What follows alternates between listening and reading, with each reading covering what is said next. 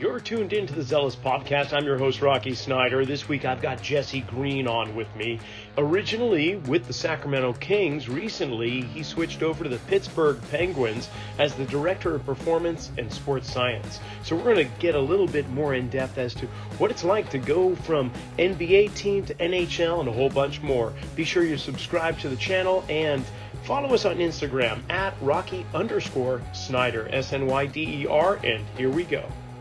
Well, welcome back to the Zealous Podcast. You know, there aren't too many times where I hit the record button, or better yet, forget to hit the record button. This is one of those episodes. I just had 15 solid minutes of incredible content that only I have heard, no one else. So now we're going to hit record and get into it, because I got Jesse Green in the studio and he has a tremendous amount of great content to share. He's starting in Australia rules football, AFL, going to the Sacramento Kings via University of Louisville. We're going to get into that. And of course, finishing as Director of Performance and Sports Science with the Pittsburgh Penguins. So he's been throughout a whole bunch of sports, and we're diving right in. So Jesse, thanks for bearing with me, brother. Can you give me a synopsis of your journey from Brisbane to Pittsburgh? No worries. And firstly, thanks for having me on, Rocky. Appreciate it. I think you're putting out a really valuable resource out there for the listeners in the industry. So appreciate that. But I think it'd probably be easiest if I go all the way back to the start. Australian boy, grew up in country South Australia. Went to boarding school in Adelaide and then went to Bond University on the Gold Coast for my undergraduate degree. That was a Bachelor of Sports Science back in 12 and 13, and then decided to stay on and do my honours research year. So that was a pretty cool project. I was able to utilize some pretty cool technology looking at palm cooling, or the cooling of glabrous skin surfaces, to try and maximize heat exchange, and how does that apply to work capacity or increasing work capacity in AFL or youth AFL players. So that was awesome. And then my supervisor of that honours project was also the Director of Sports Science at the Brisbane Lions at the time, and he asked if I'd like to come up and take an open position there that was more or less like a performance assistant across the board. So how many programs work in the AFL, and certainly how they did back then, is that they'll bring in many different students, whether they're honours or PhD students, to kind of create this symbiotic relationship between the team and the student, whereby the student helps the team by analysing the information and pushing back some interpretation and insights. And obviously the team helps the student by providing a platform for the data to be collected and so on. So I was lucky enough to be accepted into that role. It was a number of different capacities that I was exposed to. Nutrition, I was on the gym floor, I was helping out with the sports science side of things, return to play sessions, that kind of thing, which was really cool. Especially that it was kind of the sport that I grew up playing as well, and probably not the best participant, but I thought the next best thing was probably to work in that domain. So I was there for 3 years in a number of different capacities, especially that student kind of capacity. Also worked into an academy, a strength and conditioning coordinator role of the academy. So I got great exposure there to run my own program with the under 16s and the under 18s, boys and girls, which was awesome. And then kind of decided, being not only an Australian citizen, but a US citizen as well, I wanted to kind of expand my horizons a little bit and come over to the States and see what the industry was like over here. And again, try and get a bit more diverse in my experiences beyond the Australian industry. So applied for, I think it was about 50 jobs. I still have the folder on my desktop of all of those jobs that never landed. One did land, luckily, at the University of Louisville. So that was in 2017, moved over to Kentucky, which was a bit of a culture shock, going from sunny Brisbane to, I guess, sunny Kentucky sometimes, but that was a big change. And that was in a 50-50 role, half strength and conditioning and half sports science, working with a number of different sports. Mostly it was field hockey, women's basketball, baseball, a little bit of volleyball and a little bit of lacrosse, just multiple different sports, working with a really smart staff, really good group. Again, drinking out of a fire hose, as they say.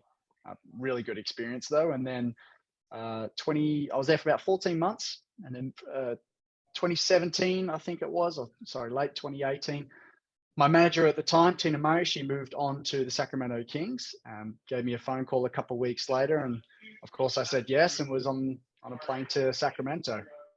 and that was starting in 2018, late 2018 as well. And was there for 4 seasons in a number of different capacities. Started off as pure sports science and then worked into more of a managerial role across strength and conditioning and sports science, which was awesome.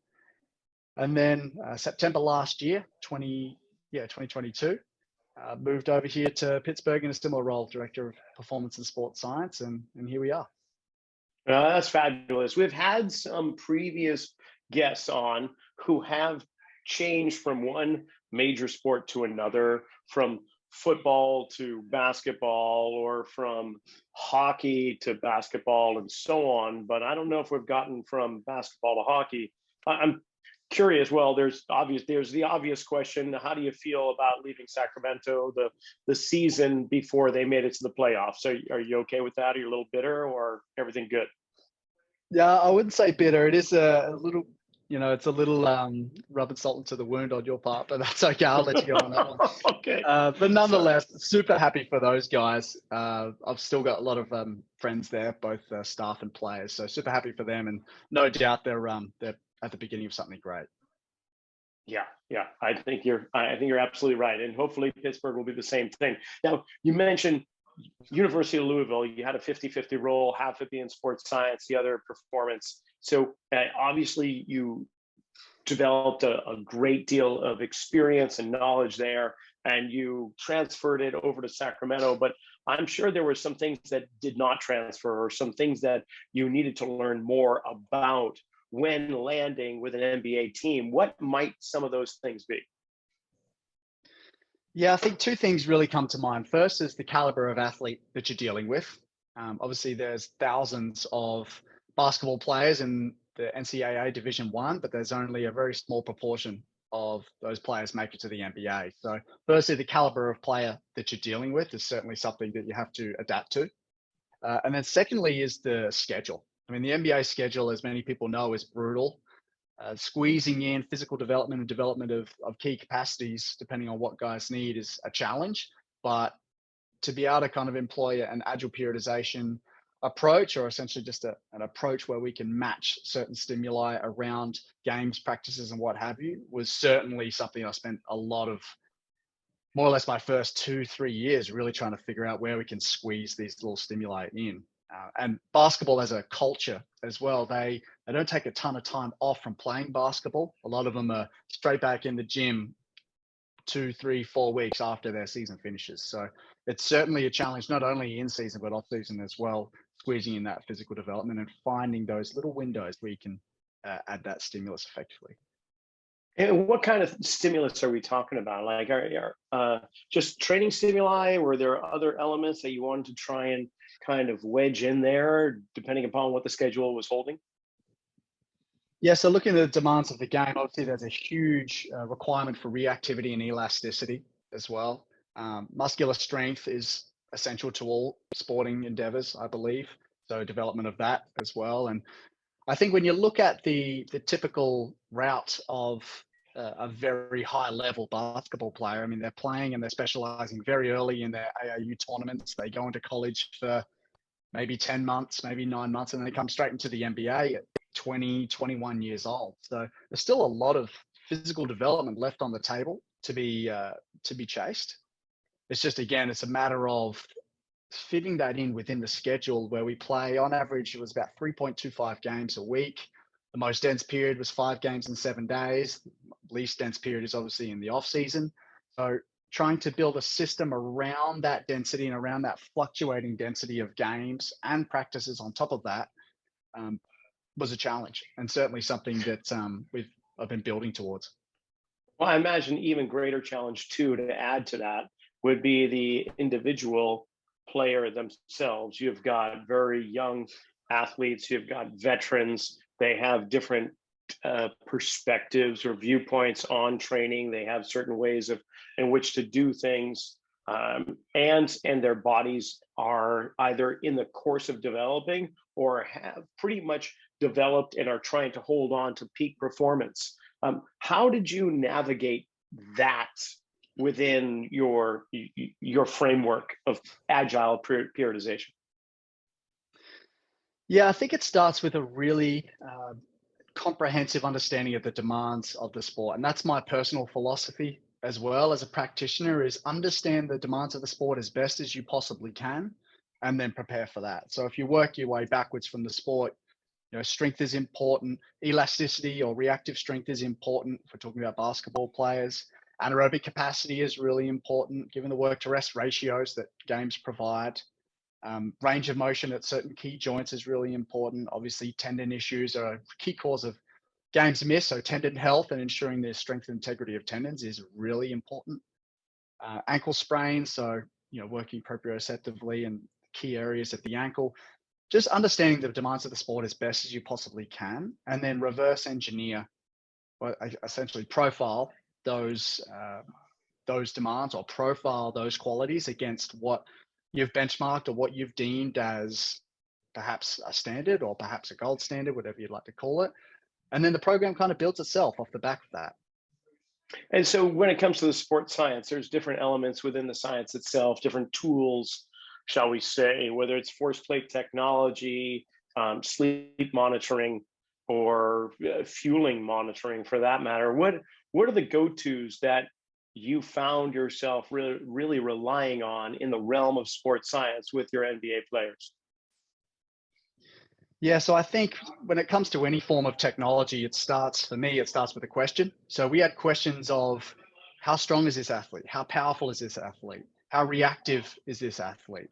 What is the work to rest ratio of an NBA rotation, of an NBA quarter? All of these questions we needed to find answers to, and we've led our way to common technology. So to answer the question of how powerful, how strong, how reactively strong are they? Force plates are a really great option for that. They just happen to be the gold standard and reasonably affordable as well for a pro team. So we use the force plates a lot. In terms of answering questions about work to rest ratios and how do you quantify the work? What is the work? How do you quantify the rest? What is the rest? Player tracking can do that really, really well. So a local positioning system and a wearable device with an accelerometer, gyroscope, and a magnetometer was the answer to that, or the solution to help us answer that question. So I think that's where a lot of the technologies are born out of, is a question to try and determine, or a question-based approach to try and determine an answer to that. And in regards to communicating with, partly the team of professionals, the staff members that you have, as well as to the athletes themselves, how do you take all that quantifiable data and filter it down into a conversation? Yeah, so I'm glad you said that, because this is a topic that I spend a lot of time thinking about, especially now that I've transitioned sports. I think first and foremost, you have to know the audience that you're talking to. If it's a general manager, if it's a fellow strength and conditioning coach, if it's a PT or an AT, a head coach, a player, you have to modify that message, and you have to use language that they're familiar with to relay that message. That's the easiest way to get someone offside or to put a guard up right between you, is to use language that may seem incomprehensible to the other party, whoever you're talking to. And I think early on, it was a couple of years ago, I kind of stumbled across, it's got many names within the literature. It's actually born out of the business information system side of things. It's called the wisdom hierarchy. And it's kind of just an acronym of DIKW, data, information, knowledge, and wisdom. And kind of, if we can run through maybe an example of those kind of four elements of that hierarchy, is firstly, you have data. So if we use an example, a lot of people are using GPS to quantify external loads. So we do a session on the field, on the pitch, on the court, whatever that may be. We download that information. That's just data. It's, relatively speaking, it's quite useless. If we're just looking at a blank spreadsheet with just columns, rows, numbers, it doesn't really mean anything for us. It doesn't help us make any decisions, or it doesn't inform us. If we go down the hierarchy to information is now formatted, and it's a little bit of context is added. So now that we can a little bit better. So if we take that GPS example, maybe now we've combined all of the total distance accrued from every drill, and now we have a session list of the session total distances for each player. Okay, now we can start to understand that a little bit. So if we move from data, then to information, and then to knowledge, knowledge is now understanding how does that session relate to previous sessions or that same kind of session last week. If this was a match day -1 session, how does that compare to previous match day -1s? So now we have knowledge. There's more context has been added, much easier to understand. Now that's something a little bit more digestible. And then if we go to wisdom, wisdom is ultimately adding that human intuition or the coach's eye, as people say. Now, what do we do with that information now? So we've got the raw data. We've turned it to information by making it contextualized. It's now, we turned it to knowledge when we compare it to different elements of our program or different elements of that information. And then they finally have the wisdom, which is adding your coach's eye to say, okay, this session was much bigger than normal. We need to do X tomorrow. Or it's much less than normal. We need to do Y tomorrow.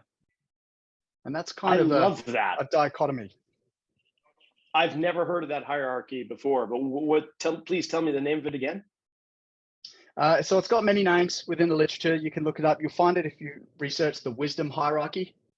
Wisdom hierarchy. It's got many names. It's kind of got a few versions of it as well that add certain levels, but the 4 kind of common structures of that are of those 4 that I just covered there. Okay, so within that hierarchy, how does it differ between your experience at the NBA and now after 1 full season with the Pittsburgh Penguins? Is it different?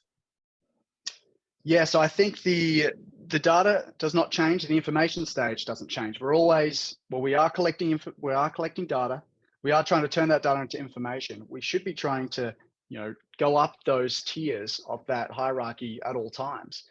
It's easy to collect data. Anyone can do that. It's pretty easy to make that information. I mean, we just need some basic analytical skills. Knowledge is where it becomes a little bit different, because in the NBA, by the end of my tenure there, we had 4 years of data, and I would know, okay, this game relative to past 4 years of games, this game was a big game. And then your wisdom becomes a little bit more specific, or a little bit more fine-tuned, if you will, because you have that bigger data set, you have that bigger database, and you've made decisions and you've documented those decisions in the past to know, okay, when this has happened in the past, we did this and we got this result. So we can turn that into wisdom a lot easier. Here in the NHL, this past year, my first season was the first year that we collected game data. So we have a lot of data. We've created some information or some structure around that data to make it information. We're starting to build our knowledge base around what a game of NHL hockey looks like. And then we're trying to turn that into wisdom to know, okay, this next season, if we see what we saw in game 30 or whatever it was this previous season, we're going to do X, because last year we didn't do X and we got this Y response. And so I think the difference being is obviously the size of the data set in first place, but also documenting the responses to the changes you make. A lot of really good practitioners that I've worked with in the past and still talk to this day are really good about documenting everything they do. And when you speak of like game data, are we talking GPS or are there other elements? Yeah, so in the NHL, we have a third-party optical tracking system as well as a wearable system that's, again, a third party. They're not our sensors. They're the sensors that belong to the NHL.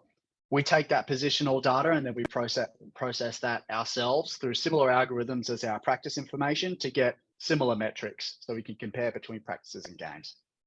And therefore you are really getting speed, AKA power, endurance, fatigue. Are there other elements that's other avenues or elements that it provides you, other insight or information? Yeah, so we get really simple stuff like time on ice and time on ice per period, and then time per shift as well, which is really fascinating stuff.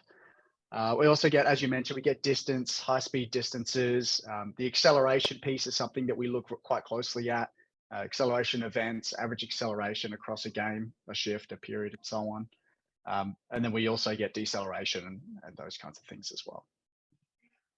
Is there I know there's no magic number to substitutions, but are you finding, even though you're 1 season in, so your wisdom is growing with every day, but in regards to the difference, obvious difference in NBA and NHL is that you got 5 guys on a court, 5 guys on the ice, but the substitution is so much more frequent in the NHL. Is there a magic number? Is there like a certain amount of minutes and seconds that a player should be out there before being subbed? Is it more subjective on the coach? Do you have any influence with that? What's that like? Yeah, so that's completely coach driven. How he decides to shift the players. He's got 4 forward lines to roll through and 3 defensive pairs to roll through, and that's a massive part of coaching in the NHL. Is how you decide to rotate those lines, how you decide to switch and change. Maybe you move someone onto a different line or into a different pair. That's something that we do not control, but it's something that's certainly fascinating. And unfortunately, I don't have enough wisdom for you to tell you what that magic number may be, but it's certainly dependent, as I kind of alluded to earlier on our call here. It's all about the work to rest ratio. If we're looking about sustaining high intensity work, it's all about that work to rest ratio. And firstly, you have to identify what is rest and what is work. The easiest way to identify that across a game is you're on the bench, you're resting, you're on the ice, you're working. But we can go a little bit more granular than that. And we can look at, okay, when you're on the ice and you're on a 45-second shift, which is about the average time for a shift, how much of that is doing high intensity bursts? Quite frequently we see it's a 3 to 4 high intensity burst, and then you cruise for a few seconds. And then you might go battle someone in the corner, and then you cruise for a few seconds. Then you might be fighting someone at the front of the net for position, and then you might cruise, or you'll be skating in transition up the ice in forecheck.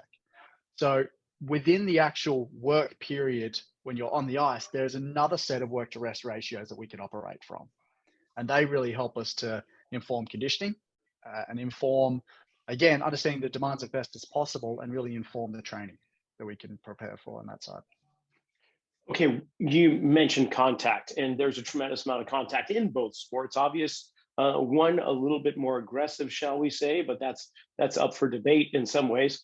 But off ice and off court training, do you prepare the athletes in some way for that contact? Is there a part of their conditioning program that is involving, I'm not going to say grappling or MMA or anything like that, although that I wouldn't be surprised if some of them are kind of pursuing things like that. But is there things, obviously not during the resistance training, most likely, but that you put in there, that you're kind of banging bodies as a way of getting them accustomed to doing that in real game time?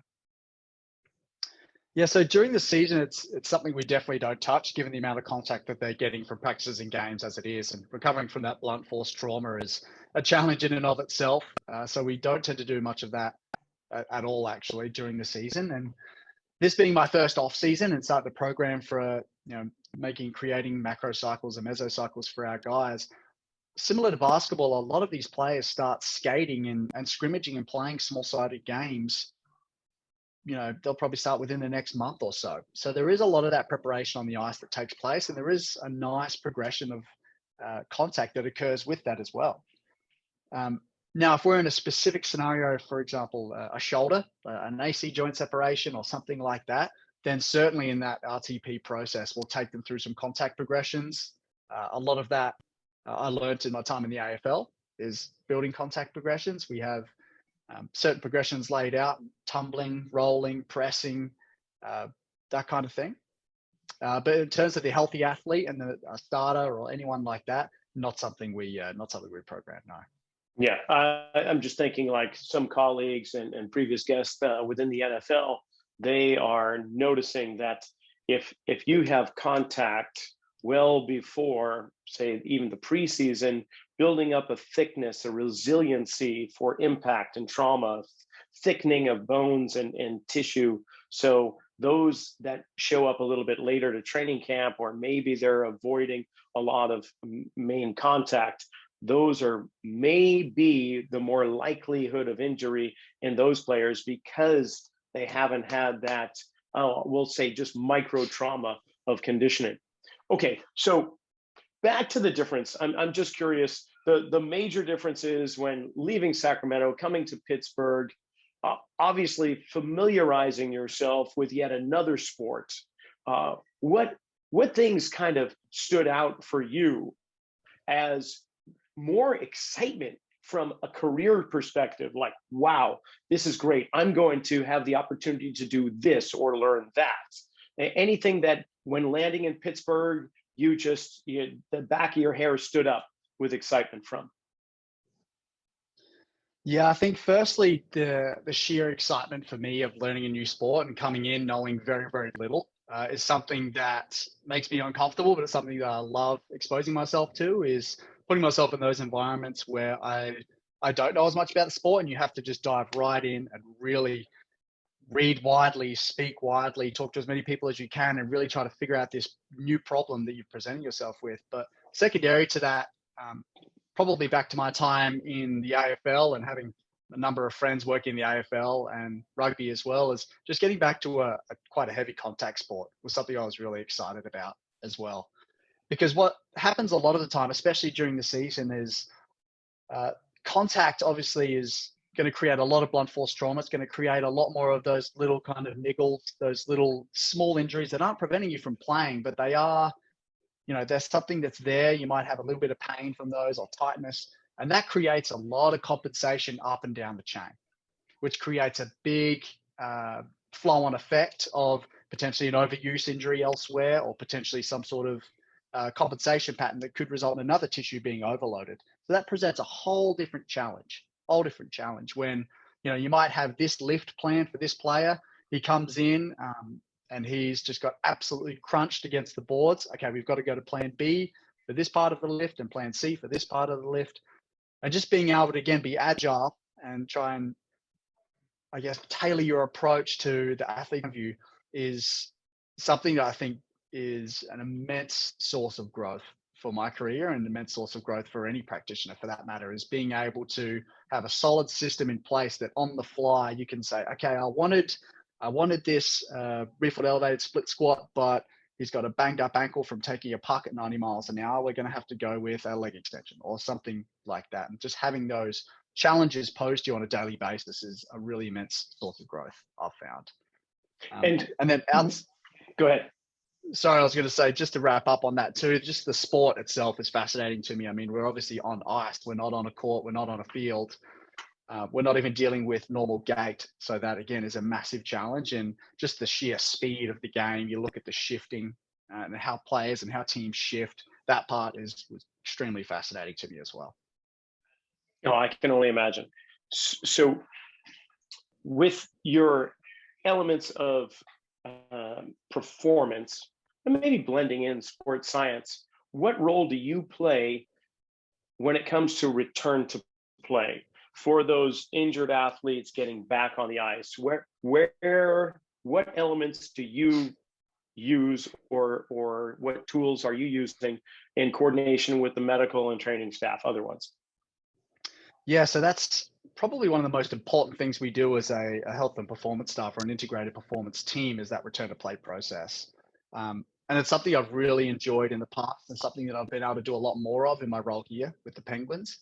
But I think it starts with, firstly, a really good understanding of the not only the athlete what they're dealing with, but the injury they're dealing with as well. And my role specifically within the return to play process is developing the objective measures that we're going to track over that RTP process, utilizing the best data we have available, whether it's in-house or out of house, or it's research-based, or it's something that we can talk to another expert in the field about.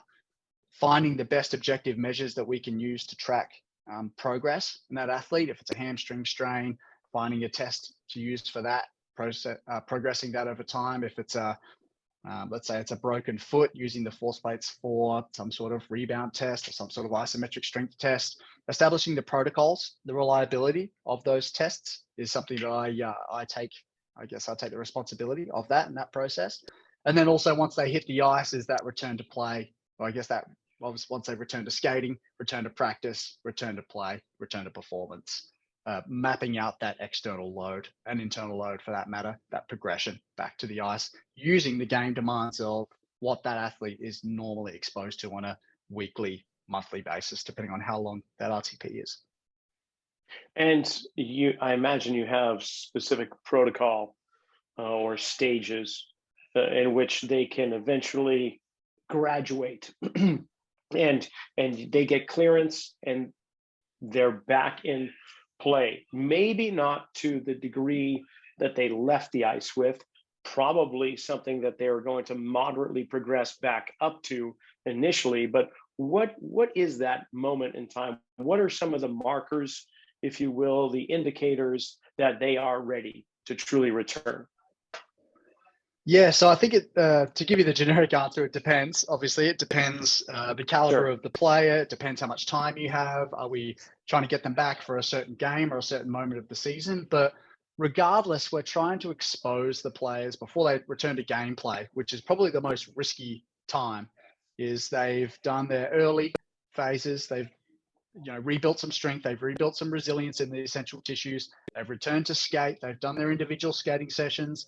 They've started to practice again, maybe non-contact. Now they're starting to practice fully with a little bit of contact, and then they start playing games. What we try to do is expose them to, we use a number of windows, but 5 days is what I've kind of landed on. Is we try to, when they return to play, expose them to a similar cumulative 5-day window as what they would in a normal, or within the season when they were healthy. So within a 5-day period, you might accumulate random number. You might accumulate 1,000 load units. You might accumulate 50 high intensity accels, and you might accumulate 45 high intensity D cells or something like that, to say an arbitrary number. We want to make sure that we're getting as close to that as possible, if not overshooting that, to get them back to that, level, or that chronic load, if you will, to ensure that once they come back, they can stay back. Now, that being said, if this is a really high priority play and we've got to bring them back as soon as possible, then maybe that window of 5-day accumulation, maybe that slides into their gameplay. But that's just, I guess, the calculated risks or the calculated decisions that we as a staff, player included, everyone included, have to make and have to be on board with. And that's kind of where the rubber meets the road on the RTP process, is when they really start to return to play. Makes complete sense. Now, you have certain skills that are your strong suits, and perhaps just like myself, there are skills that are not as strong. Can you give me an example of what you bring to the team that you are very strong with, and what areas are you looking to reinforce, to grow, develop a greater understanding or just experience with? Yeah, so I think what I would love to develop myself in an area that I'm not as proficient in yet is, I think it's the deeper analytical skills of using the coding languages. It's something I've only just kind of started to dip my hands into, is using R, for example, or Python, whatever language that you choose to use, because kind of, again, what we spoke about earlier with the wisdom hierarchy is there's so much data out there right now, and a lot of the time it stays as data. And what I want to do is try and take some of that data and really bring that down the hierarchy and try and make sense of it a little bit more. And every year, the industry is pushing further and further and forward with more granular information.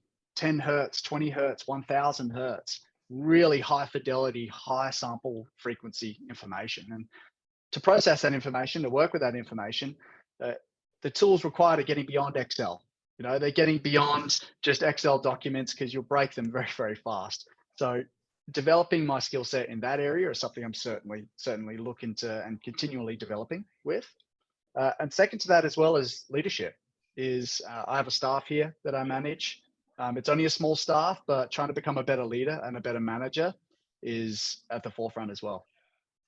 And how do you do that? Are you like, so many of us will stay within our industry when looking for continuing education, for more knowledge, and we'll be delving into biomechanics, corrective, velocity-based training, force plate technology, and so on. But you mentioned leadership. Do you go outside of that world? Are you taking like leadership courses, reading books upon it? How do you intend to improve upon that, other than just a day-to-day experience of trial and error? Sure. Yeah, I think feedback is a gift. Always asking for feedback and ensuring that you're receiving feedback and receiving it correctly is important. But podcasts, YouTube, books, Twitter. I mean, the amount of resources out there and the information out there on any given topic is just so immense these days.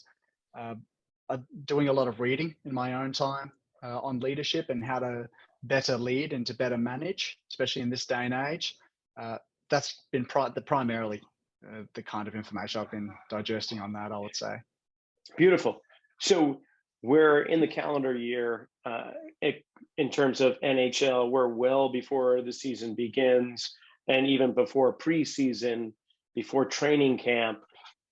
Is this the time that you are delving into all that data, where you're trying to do some data mining and lower it down into the wisdom hierarchy? Or do you have enough time during the season to try and achieve that?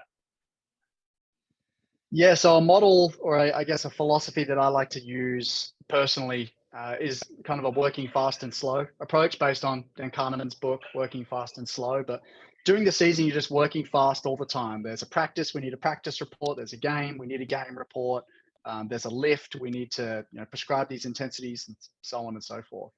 So there's really little time for working slow, maybe a little bit of time here and there for working slow on the bigger projects that we're looking at over time, which is where the summer comes into it too. We're not concerned about games or practices or weekly loads or anything like that. We can start to delve into and dig deeper into some of the information that we have and try to better understand it. Because again, this data is quite novel, especially on the external load side of things in this organization. So trying to dig into that, make sense of it, trying to help educate not only our coaches, but our staff about what this means, how we can utilize it better during next season. That's something we're doing quite a bit of right now, is working on those slower projects. Okay, and then assessing new team members as they're coming in. You've got some new athletes that have joined the team, and probably you're going to have some trades coming up, obviously, at the beginning of the season and through a certain amount of season. What is your role with the new athletes? Obviously, there's some assessments going on, but give us a general rundown of how you take a new player in and what do you do with them? Yeah, I mean, you kind of nailed it, really. It's starting off with a really comprehensive assessment, both in the training room, whether it be a passive and active range of motion assessment, bring them into the weight room, movement assessment. We look at biodynamics, whether it's force, velocity, power, strength, looking at those qualities. From the bioenergetic side of things, anaerobic capacity, anaerobic power, and aerobic capacity, really important qualities for hockey, ones that we try to assess. And then essentially, once we've built those out, or once we've assessed those qualities, profile those qualities against the benchmarks that we have. And those are moving targets at times as we build more information and we build more knowledge in this area, and then build the program out for them. And that's kind of where that's the starting point for any new athlete that comes in the building. And then from there, the onboarding process for us also includes introducing them to all of the resources that are available to that athlete, from a nutrition standpoint, sleep and recovery standpoint, mental health services, everything that we have, making sure that they're aware of the point person for those resources and that those resources exist and they're fully available to them. I imagine, you'll just have to tell me, but I imagine you are somewhat of a puzzle master. You like solving puzzles and problems and are intrigued by aberrations or outliers. Those players that come in and present with this certain amount of quantifiable data via assessments, and you have a certain prediction based on the outcome of those assessments, and they excel beyond, or they are coming in as powerhouses and yet they are not performing to the level that the assessment is showing. Have you experienced that, whether it's at the University of Louisville, back to Brisbane, or Sacramento, for that matter, last season in Pittsburgh? Without naming names, obviously, are there athletes that you go, oh, this one's going to be a firehouse, and turns out to be just a small spark? Yeah, 100%. I think both ways, it's and that's, I guess, part of the beauty of what we do. And that's what I get fired up about. It's, you have an athlete in front of you, you have a set of assessments, or you have a set of onboarding documents or onboarding processes, you take them through it, you build the program. And as I mentioned earlier, the best practitioners and some of the most effective programs I've seen have been derived off the back of really concise, really frequent documentation on everything that you're doing with the athlete. I think that is absolutely essential. And if the listeners take anything away from what I'm kind of speaking to here, it's that document everything you do, because when things go really, really well, you can go back and see maybe it could have been this, or it could have been this, or if things went really, really poorly, you can also go back and audit your own process. Is auditing your own process.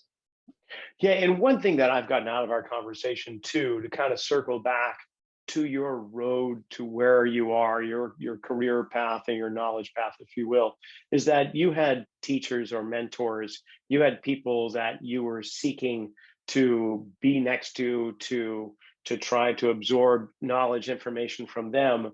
And not that you followed them, but they invited you along their journey.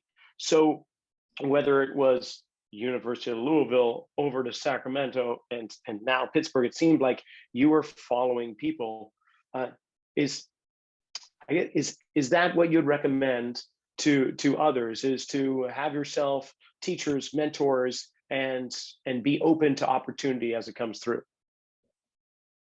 Yeah, 100%. 100%. I think mentorship is a really important part of the growth process, no matter what industry you're in, whether you're in economics, agriculture, or in the performance space that we are in. Finding a really good mentor, or a mentor that is not going to sugarcoat things, and a mentor that's going to tell you the truth and help you grow. And then it's up to you to receive that feedback and then take that as you would. But I think mentorship is especially important. And the book Mastery by Robert Greene is a really good book that covers all things mentorship. It's one of my favorites, actually. But that being said, I've certainly made a ton of mistakes in my career, a ton of mistakes. And it's, as long as you don't make them twice, as they say, you're in a better place. But certainly don't have it all figured out. And that's kind of what keeps me coming back to work every day, is trying to figure these things out.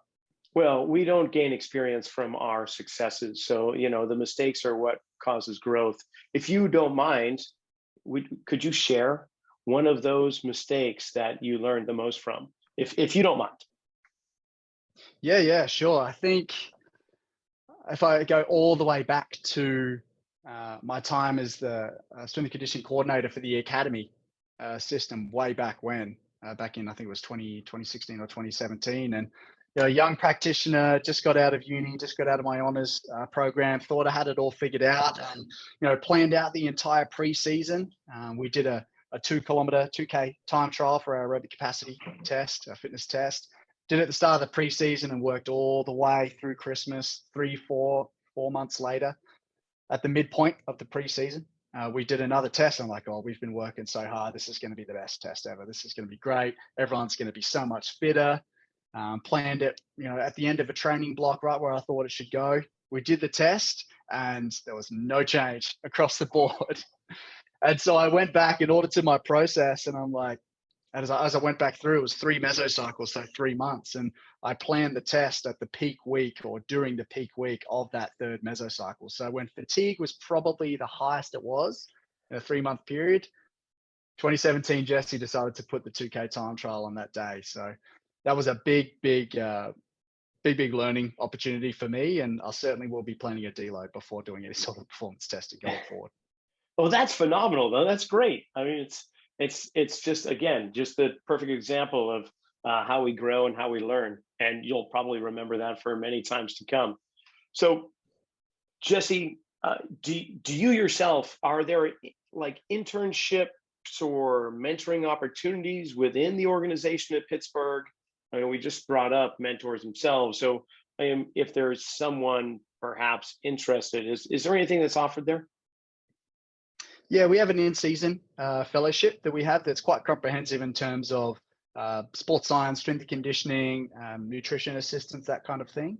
We will open that within the next few months. So we're looking to get a really strong up-and-coming practitioner into that role as it comes through.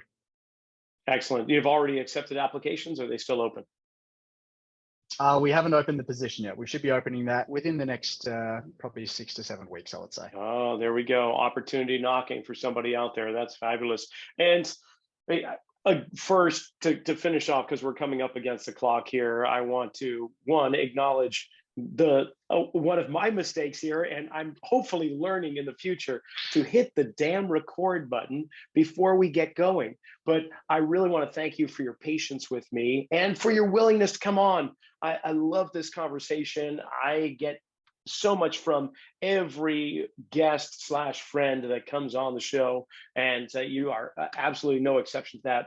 I appreciate it. I love the what you shared about transitioning from one sport to the other, from the world of academia to professionals. And if people were to want to follow your pursuits, do you post on Instagram? Is there social media sites or the website itself? How do people follow you? Yeah, so not as active from a professional standpoint on Instagram.